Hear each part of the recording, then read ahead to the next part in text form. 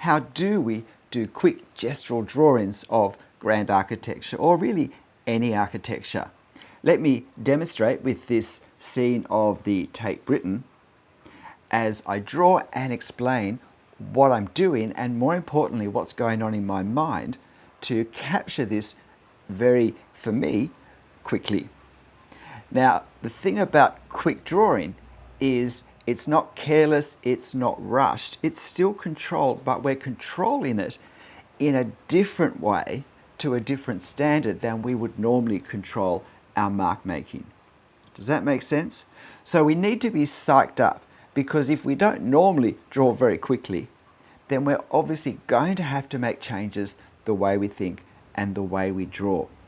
So that's the first thing, just psychologically be ready to hit the ground running and to not get bogged down looking at things the way we normally would. Although, as you know, I'm a great fan of careful observation. Another important thing is that we hold our pen loosely at the start. We keep our hand loose, our movements loose, and we're ready for less precision than we would normally worry about. So for instance, corners meeting up exactly at the point and neither line going beyond where that corner is. So they're the sorts of things that we're going to cut ourselves some slack with.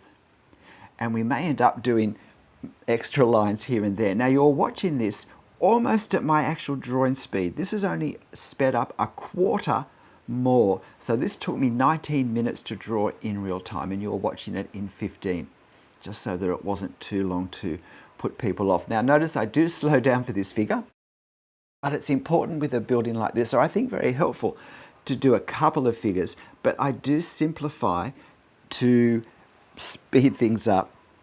And so I really just do a couple of figures close to the building and a couple of figures at the bottom of the steps, and I don't put the others in. So simplification is an important part of this. Now, another really important way of thinking when we're doing fast drawing is to do what I always do, but to do it in an even more extreme way, and that's to suggest the detail rather than drawing it. But still, as I said before, it's important not to become careless in the way we do this. So if we look at what I've drawn so far, look at that capital, that Corinthian capital on the left column, up the top there of the column. Now, if you look at the actual column, you can see I've paid a little more attention to the silhouette, and I've got some curves to represent what we see of the acanthus leaves as they curve over towards us. But I have not got bogged down in any detail. And even now with this archway or arch top of the doorway, it's done a little more quickly than I normally would, because the overall effect is going to be more relaxed, looser. And so I've got to keep pushing ahead and not particularly get bogged down looking at what I've done, how I've done it. With this carved relief figure, heads, stretched out arms, some bent legs, I'm really going for the angles rather than trying to draw a figure. Now, how much time did that take? Not much time at all. Probably slightly larger than I'd want, according to the reference, but it gives the sense that there are relief figures carved on each side of this. Now, I realized I'd forgotten about this balustrade and hadn't really left room for it, but no problem. Look how happily that reads as a balustraded section. And really I draw those thin double columns simply by drawing the shadow between them. And that's drawing through negative space. So we're really doing, using lots of techniques, but using them quickly. I'm not worried about the shadow that's being cast up above the underneath the pediment where the porch comes out from the wall of the building. Not worried about that yet. That's going to be one of the very last things I do. However, what we do need to take care is alignment. Notice what I'm doing now. I worked out the spacing of this column, and then I put a mark on the other side while that was still in my mind where that would be. And I'm bouncing from one side to the other, because what I do want at the end of this is that the symmetry is there. The fact the building's the same on the left as the right, I want that to be clear in mine. I want mine to have that everything lines up horizontally feel that's so important with classical architecture. Otherwise, the building will start to look haphazard. If my key elements that line up in life line up in my drawing, that will give a sense of accuracy that perhaps the rest of the drawing doesn't have and doesn't deserve. But it will create the feel of realism. But if things that are meant to line up horizontally don't, if even spaces are uneven and things don't reach up or down to the same extent, then it's just simply going to look careless. So now I'm doing this other figure, and notice I have to put this figure in before I can do the base of the column. So always need to pay enough attention to work out what's needing to be drawn first. And we have these big, very common for art galleries now all around the world, large signs and banners really, I guess, and I'm not going to worry about them till the very end, when I get the excitement of adding lettering, which is often a challenging moment, especially when you're doing it quickly. So now that I'm on the side wings, if you like, of the detail of the wall, and the fact that we have these large banners breaks up the detail that we would see otherwise, that it's a real time saver for us. Firstly, these columns, and gosh, everything's becoming even looser and more gestural as we go, isn't it? So we have the part of the entablature. Remember, this is only a quarter faster than I actually drew, so I was going pretty fast at this stage.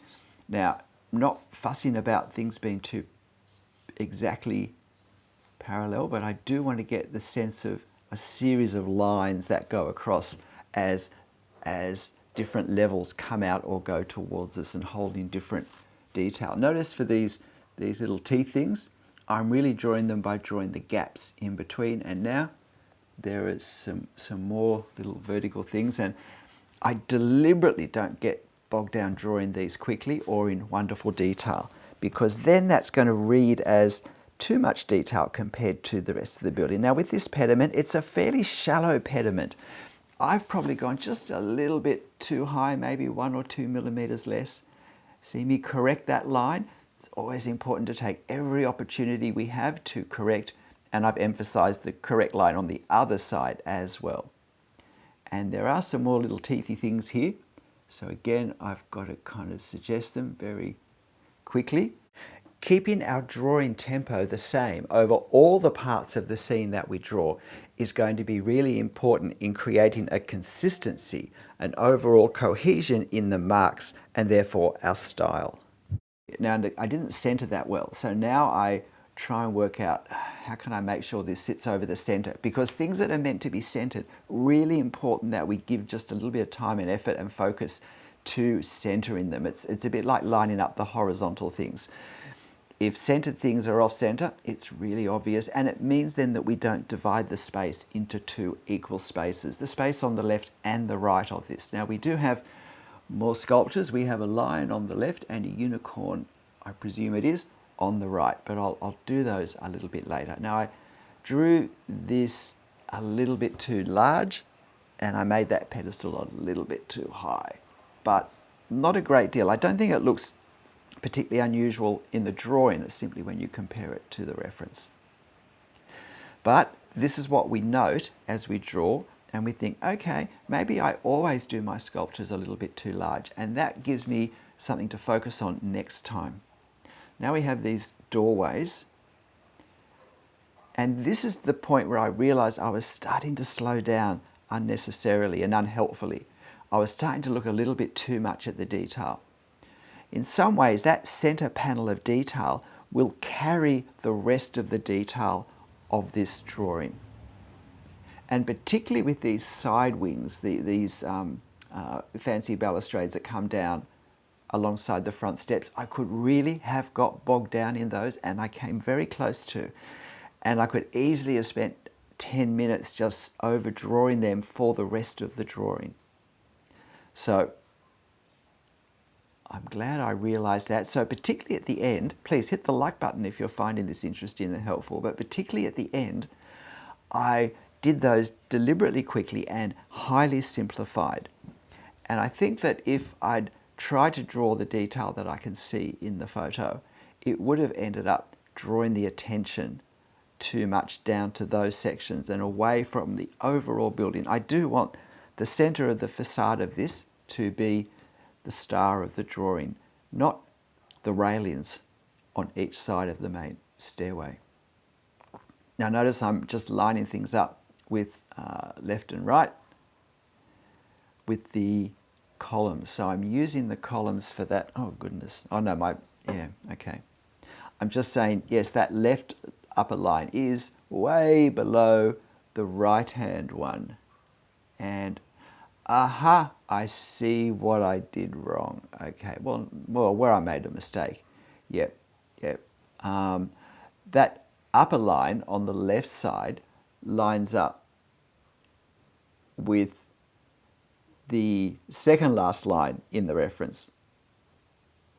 And I see. That's where, unless no, I'm not going to fix it. I've just locked it into place. But I see what I've done now. I got a bit confused with those initial horizontal marks I put, which were meant to be my guide marks. See, that one comes up to really the column capital. And that at least is good to work out what we've done. And yet, with this loose style, it actually kind of fudges, I think, happily enough in the end. It's not blaringly obvious because it is a bit of a relaxed feel. Now, I wasn't sitting square to the table. I was slightly off center because of the light. And that also means I've tilted this drawing because I've actually drawn it square to my body, not square to the paper. With the line, I wasn't trying to draw a line. I was just trying to create shapes that captured the angles and the spaces. And I think I got a far more successful line for this thickness of pen, a 0.1 millimeter Unipin pen, than I would have if I tried to draw a line. You wouldn't guess it was a line if you just looked at that. But standing back, it quite happily reads as a sculpture. And I did something similar with the unicorn. So now just a little bit of detail in behind. So we relax in some of the accuracy and the precision, but we work hard to keep our proportion right, our scale correct. I want my figures to not be larger than they would be in real life, or smaller for that matter, because that will change the way we perceive the size of the building. And I also want to capture the feel of the effect, not the detail. So now I add some hatching for the shadows under the portico, and the shadows go right the way down there. I could have, if I'd wanted to spend another minute on this, increased the shadows a little bit more, but I really was wanting to keep this under 20 minutes, which, as I said, I did do. It was actually just 19 minutes. So now I do the lettering. Really important with lettering that we make sure we write it in the style that we have on our reference, but also that we fit the words in comfortably. Nothing's worse or looks more obvious when the first half of an inscription looks okay and then all the letters in the second half are squeezed up increasingly as they get to the end because we're going to run out of space. So particularly when drawing with pen, we have to visualize the space each word will take, what the center letter will be for the center of the space, and so on. So now I'm drawing these figures, and I have to draw them really before I draw any of the steps. So I'm really eyeballing the reference. But this style is actually the same way I would be thinking and drawing if I were drawing this on location, if I were sitting across the road from Tate Britain. And thanks to one of my family members for this photo. They're in the UK at the moment, and they're very helpfully sending me some scenes that I might draw. So there might be a few more scenes from London in my coming videos. They've given me full copyright over it. So I can draw from it, post it, and give it to you to draw as well on my post page, which is where you'll find this. If you want to have a go drawing either a quick gestural copy of Tate Modern or something that takes a bit longer, it's a great subject either way. Now look how much I have simplified these railings on each side, and now a hint of the gutter. And that's it. G'day, I'm Stephen Travers. Hope you found this helpful. Why not give it a go? But however you draw it, however it looks, make sure you have fun. I'll see you next video. Bye.